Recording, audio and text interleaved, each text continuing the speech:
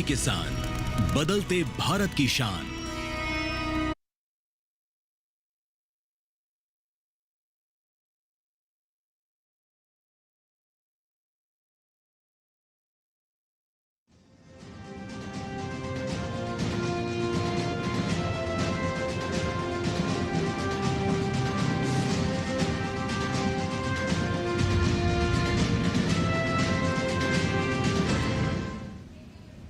नमस्कार, किसान समाचार में आप सभी का स्वागत है। सबसे पहले मुख्य समाचार। प्रधानमंत्री नरेंद्र मोदी ने नई दिल्ली में rising north east investors summit का किया शुभारंभ। भारत को दुनिया का bio economic, bamboo tea production, sports and skill organic product का बताया हब।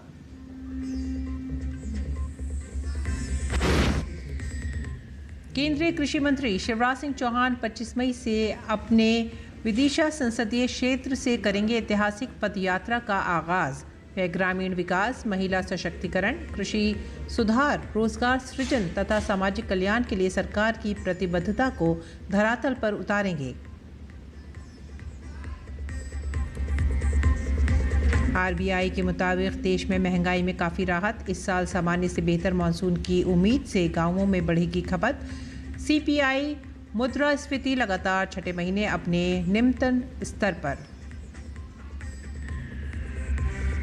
प्रदेश के अलग अलग हिस्सों में देखने को मिल रहा है मौसम का बदला हुआ मिजाज।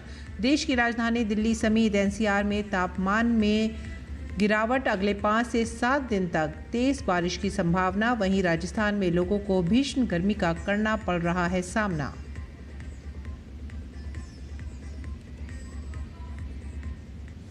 मुख्य समाचार के बाद खबरें अब विस्तार से। प्रधानमंत्री नरेंद्र मोदी ने नई दिल्ली में rising north east investors summit का शुभारंभ किया। उन्होंने अपने संबोधन में कहा कि भारत को दुनिया का डाइवर्स नेशन कहा जाता है। Bharat bio economy, bamboo tea production, sports and skill, eco tourism का इमर्जिंग हब है। प्रधानमंत्री नरेंद्र मोदी ने यह भी कहा कि भारत ऑर्गेनिक प्रोडक्ट का हब है और नॉर्थ ईस्ट अष्ट लक्ष्मी है। साथियों, भारत को दुनिया का सबसे डाइवर्स नेशन कहा जाता है और हमारा नॉर्थ ईस्ट इस डाइवर्स नेशन का सबसे डाइवर्स हिस्सा है। ट्रेड से ट्रेडिशन तक, टेक्सटाइल से टूरिज्म तक, नॉर्थ ईस्ट की डाइवर्सिटी ये उसकी बहुत बड़ी स्ट्रेंथ है।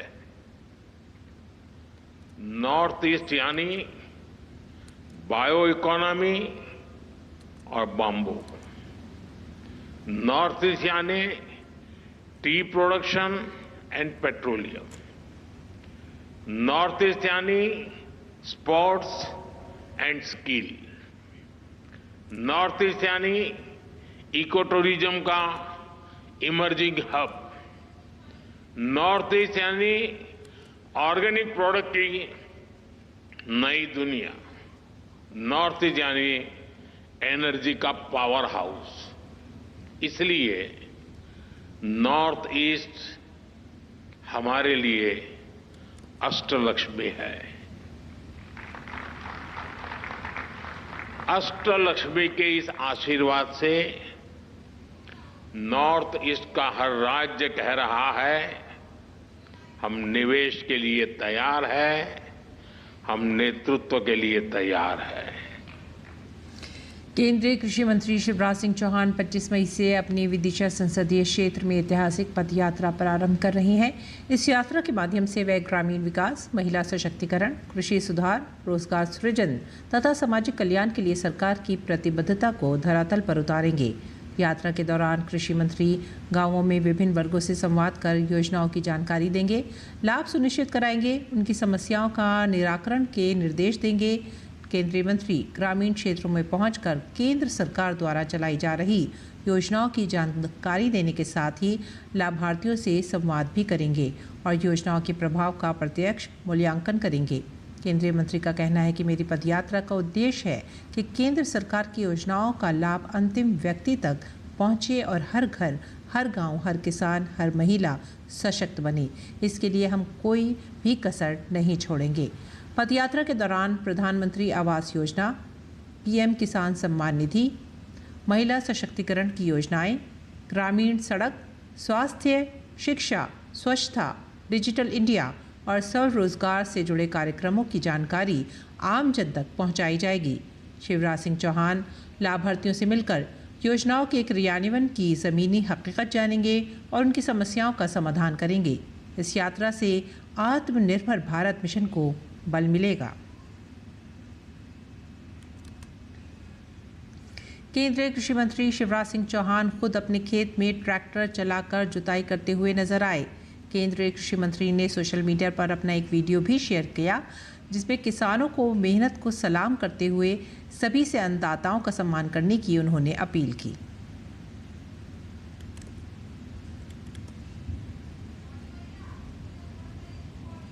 का अंदाज नहीं लगाया जा सकता। आज मैंने बेड तैयार की अपने खेत में और ये तैयारी है टमाटर लगाने की।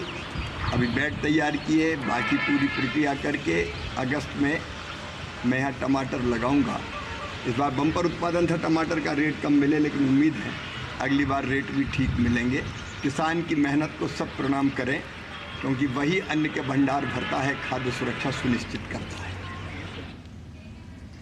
वैश्विक विकास, लगातार व्यापारिक तनाव, बढ़ती हुई नीतिगत अनिश्चितता और कमज़ोर उपभोक्ता भावना के कारण चुनौतियों का सामना कर रहा है। इसके बावजूद भारतीय अर्थव्यवस्था ने मजबूती का प्रदर्शन किया है।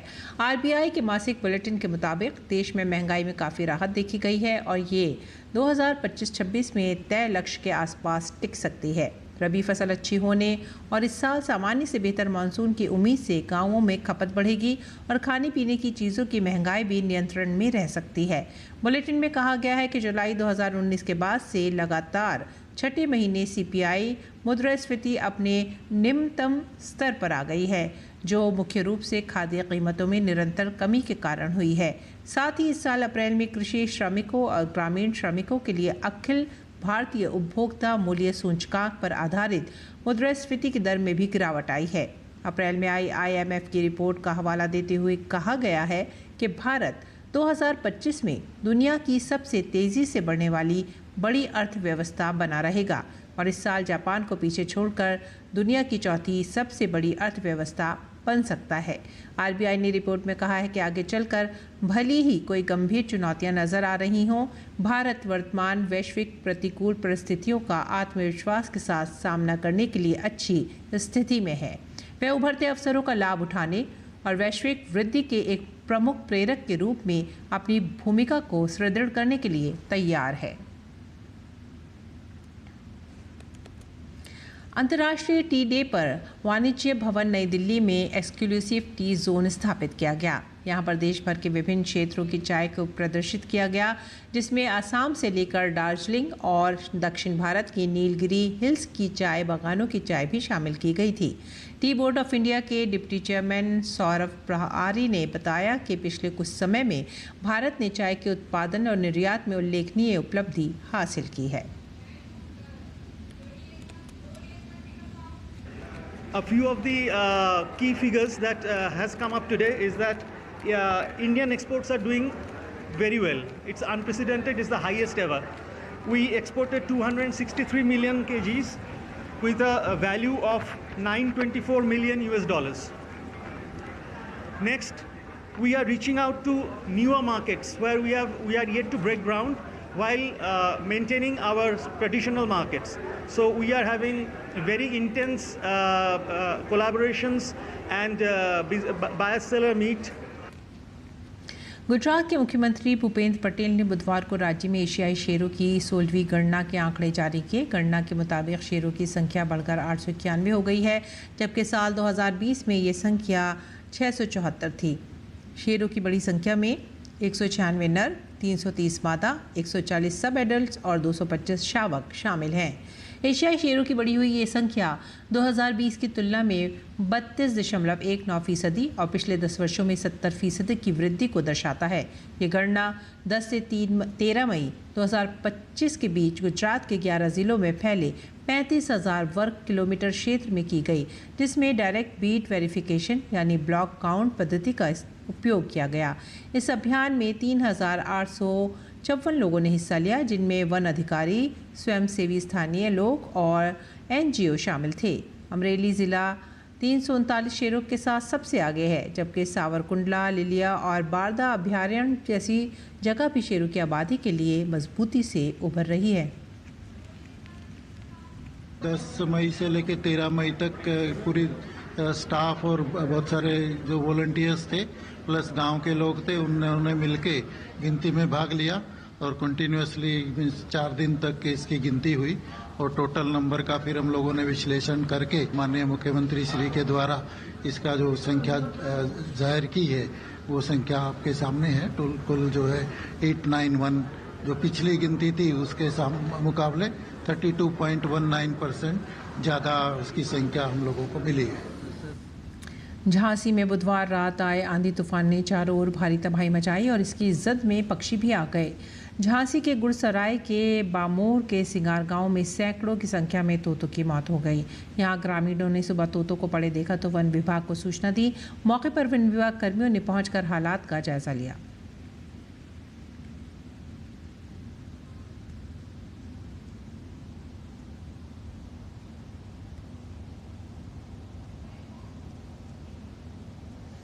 उत्तर प्रदेश की योगी सरकार प्रदेश के विकास के लिए लगातार कार्य कर रही है। इसी तर्ज पर योगी सरकार ने जनपद फतेहपुर के तेलियानी ब्लॉक का चखेड़ी गांव में पंचायत भवन को मॉडल सचिवालय की तरह बनाकर कायाकल्प कर दी है।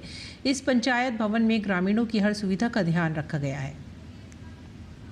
उत्तर प्रदेश के गांवों को मिल रही है रफ्तार, सुधारा जा रहा है गांव का बुनियादी ढांचा। उत्तर प्रदेश सरकार की योजनाओं का उद्देश्य ग्रामीण अर्थव्यवस्था को सशक्त बनाना। फतेहपुर का चखेड़ी गांव बना विकास की जीती जागती मिसाल। चखेड़ी ने बनाया स्वच्छता को अपने दैनिक जीवन का अभिन्न अंग। पीएम मोदी के स्वच्छ भारत अभियान को साकार कर रहा है चखेड़ी। उत्तर प्रदेश के मुख्यमंत्री योगी आदित्यनाथ सरकार द्वारा गांव के विकास के लिए लगातार कार्य किए जा रहे हैं। इसी का परिणाम है कि आज यूपी के गांव आदर्श गांव बनते जा रहे हैं। जनपद फतेहपुर के तेलियानी ब्लॉक का चखेड़ी गांव बदलते ग्रामीण परिवेश और विकास की जीती जागती मिसाल है। यहां पंचायत भवन को मॉडल सचिवालय के तर्ज पर बनाया गया है। इस संबंध में जानकारी देते हुए खंड विकास अधिकारी राहुल मिश्रा ने बताया कि राष्ट्रीय ग्राम स्वराज अभियान योजना के अंतर्गत गांव में सचिवालय की स्थापना की गई है। इसके अतिरिक्त मीटिंग हॉल व सुव्यवस्थित लाइब्रेरी, डिजिटल मीटिंग हॉल आदि सुविधाएं यहां मौजूद हैं। साथ ही साथ ग्रामीणों की सुविधा के लिए मिनी ग्रामीण बैंक भी परिसर में मौजूद है। ग्राम पंचायत चखेड़ी विकासखंड तेलियानी में पंचायत भवन का राष्ट्रीय ग्राम अभिमान योजना के अंतर्गत इसका निर्माण कराया गया था और पंचायत भवन के निर्माण के साथ ही वहां पर सचिवालय की स्थापना, जिसमें पंचायत सहायक की तैनाती, जो कि ग्राम पंचायत स्तर पर तमाम जो जन सुविधाएं हैं, लोगों के जन्म मृत्यु प्रमाण पत्र है, परिवार रजिस्टर की नकल है, ऑनलाइन आवेदन है, उसकी सुविधा देने का कार्य वहां पर शुरू किया गया। ग्रामीणों की सुविधा के लिए समस्त कार्य ग्राम सचिवालय में बड़े ही सुगमता के साथ सचिव व प्रधान की देखरेख में किए जाते हैं। बदलते परिवेश में जनपद का यह गांव विकास की प्रतिमूर्ति बन चुका है। गांव में बच्चों के खेलने के लिए पार्क से लेकर अमृत सरोवर आदि गांव की खूबसूरती में चार चांद लगाते हैं। गांव में जल वर्षा जल संचयन के लिए रेन वाटर हार्वेस्टिंग का भी इंतजाम किया गया है, जिसके माध्यम से गांव वाले जल संचयन के महत्व को समझते हैं और जल संचयन के लिए कार्य भी करते हैं। उत्तर प्रदेश के मुख्यमंत्री की विकास योजनाओं को लेकर गांव में कई विकास कार्यों को भी कराया जा रहा है। गांव में साफ सफाई स्वच्छता का विशेष ध्यान रखा जाता है। साथ ही गांव में कूड़ा निस्तारण प्लांट बन जाने से ग्रामीण कूड़े कचरे को अपशिष्ट निस्तारण संयंत्र में ही भेजते हैं। ग्रामीणों में स्वच्छता के प्रति जागरूकता आई है और उन्होंने स्वच्छता को अपने जीवन का एक अभिन्न अंग बना लिया है। सुविधाएं हमारे सचिवालय में उपस्थित हैं, जन सेवा केंद्र है, मतलब जितने मतलब सुविधाएं बाहर मिलती हैं सब कुछ यहाँ उपलब्ध है, किसी को बाहर जाना नहीं पड़ता। हमारा जो सचिवालय है वो एक मॉडल सचिवालय है। सचिवालय के अंदर एक मिनी बैंक और पीसी सखी और लाइब्रेरी भी है, जिससे हमारे युवाओं को, हमारे बच्चों को काफ़ी सुविधाएं उपलब्ध हुई हैं। सचिवालय में हमारी जो समूह की दीदियां हैं वो मीटिंग भी करती हैं। तेजी से बदलते उत्तर प्रदेश के गांव अब हर क्षेत्र में तेजी से विकास कर रहे हैं, जिसका प्रभाव साफ तौर पर देखा भी जा रहा है, जिससे आम जनता को भी काफी लाभ मिल रहा है। Bureau report, DD news.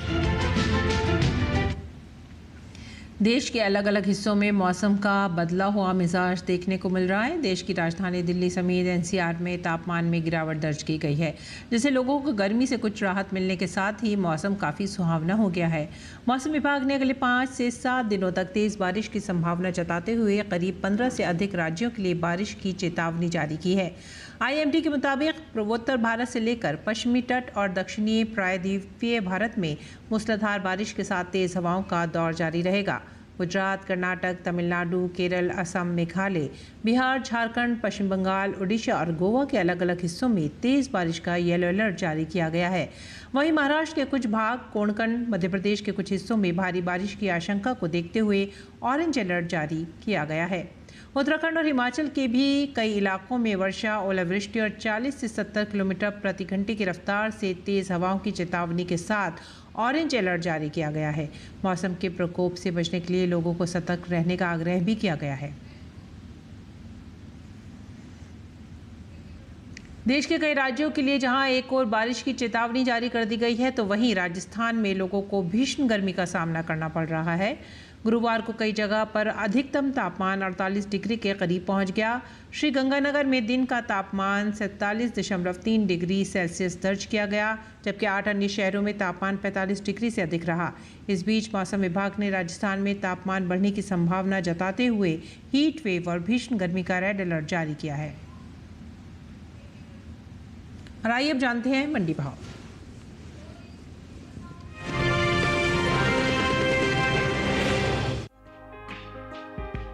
इन दिनों ज्यादातर कृषि उपज मंडियों में चने की आवक सामान्य देखने को मिल रही है। भाव पर नजर डालें तो दाहोद, राजकोट और लालसोट मंडी में इस दौरान चने के सौदों में मजबूती रही, जबकि फैजाबाद मंडी में चने के भाव में नरमी देखने को मिली। एगमार्कनेट के मुताबिक गुजरात की दाहोद मंडी में चने का कारोबार तेजी के साथ हुआ। यहाँ 21 मई को चने का भाव 5,500 रुपए था, जो 22 मई को 25 रुपए बढ़कर 5,525 रुपए हो गया। इसी तरह राज्य की राजकोट मंडी में भी 22 मई को चने का भाव 25 रुपए चढ़कर 5,250 रुपए से 5,275 रुपए हो गया।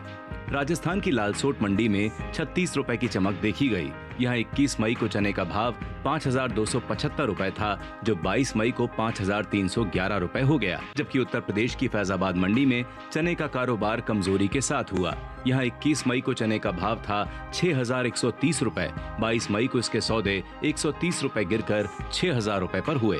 बता दें कि कृषि एवं किसान कल्याण मंत्रालय की ओर से साल 2023-24 के लिए दूसरा अग्रिम अनुमान जारी किया गया है, जिसके मुताबिक घरेलू स्तर पर रबी चने की पैदावार 115,35,000 टन होने का अनुमान जताया गया है, जबकि बीते साल इस दौरान चने की उपज 110,39,000 टन थी। यानी इस साल रबी चने की पैदावार में 4,96,000 टन की बढ़त देखने को मिल सकती है, जिसका असर चने के बाजार भाव पर पड़ सकता है।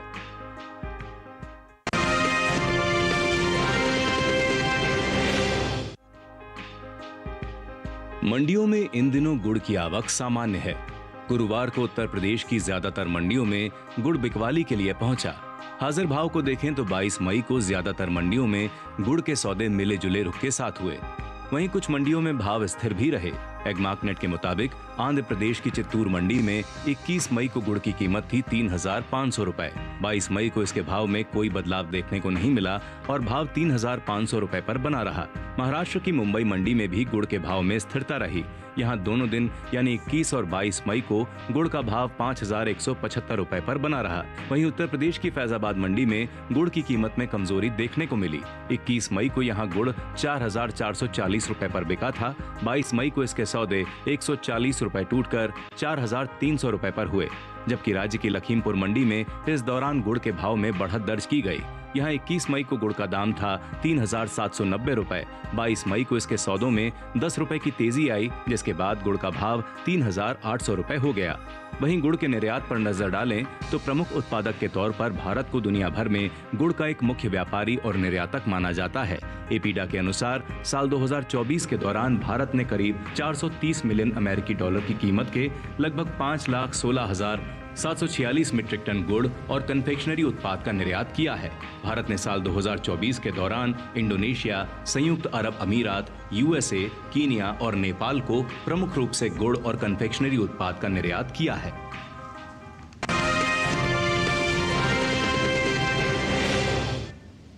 और आइए बात करते हैं मौसमी खेती की। किसान इस मौसम में कैसे रखें अपनी खेती का ख्याल, आइए देखते हैं।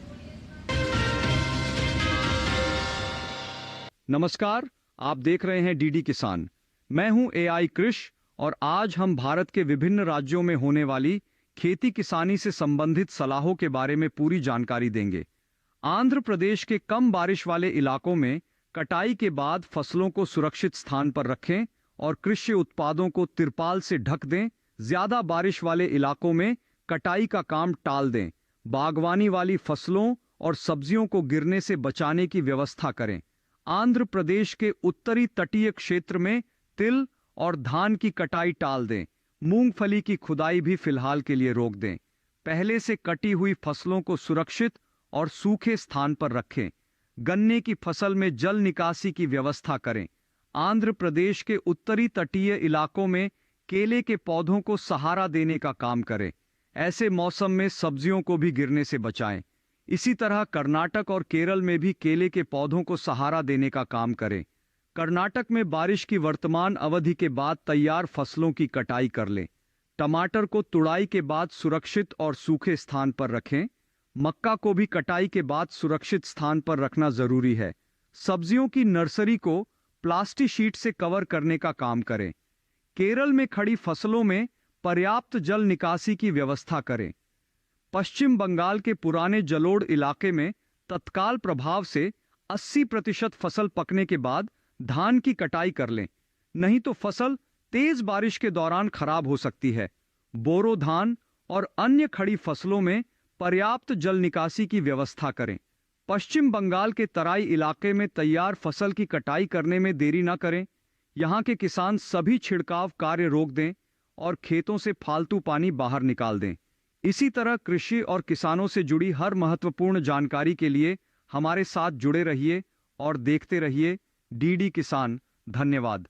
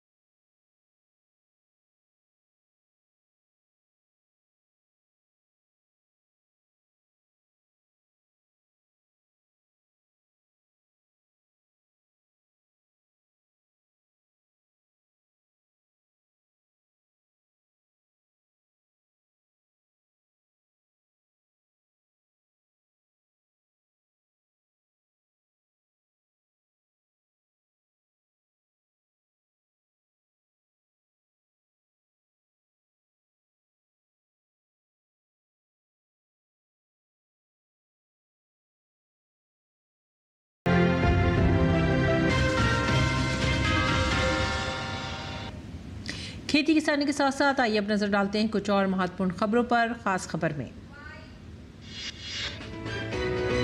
आतंकवाद के मुद्दे पर पाकिस्तान को अंतर्राष्ट्रीय मंचों पर बेनकाब करने के लिए भारतीय प्रतिनिधिमंडल अलग अलग देशों के दौरे पर है। डीएम के सांसद कनिमोझी के नेतृत्व में सर्वदलीय प्रतिनिधिमंडल रूस की राजधानी मॉस्को पहुंचा। इस प्रतिनिधिमंडल में राजीव राय, कैप्टन ब्रजेश चौटा, श्री प्रेमचंद गुप्ता, डॉक्टर अशोक कुमार मित्तल और राजदूत मंजीव सिंह पुरी शामिल हैं। नार्को टेरर फंडिंग को लेकर एसआईए की बड़ी कार्रवाई। जम्मू कश्मीर के पुंछ में ताबड़तोड़ छापे, आतंकी और स्थानीय नेटवर्क के बीच फंडिंग लिंक की हो रही है जांच। जम्मू कश्मीर के किश्तवाड़ में सुरक्षा बलों और आतंकवादियों के बीच मुठभेड़ दूसरे दिन भी जारी, कई आतंकवादियों को घेरा। अयोध्या धाम स्थित राम जन्मभूमि मंदिर में 3 जून से राम दरबार सहित दूसरे नवनिर्मित देव प्रतिमाओं की प्राण प्रतिष्ठा की जाएगी। भगवान राम, उनके भ्राता लक्ष्मण, मां सीता, हनुमान जी की प्रतिमाएं आज मंदिर परिसर में पहुंच रही हैं। इसी के साथ ही आप हमारी पूरी टीम को दीजिए आज्ञा। नमस्कार।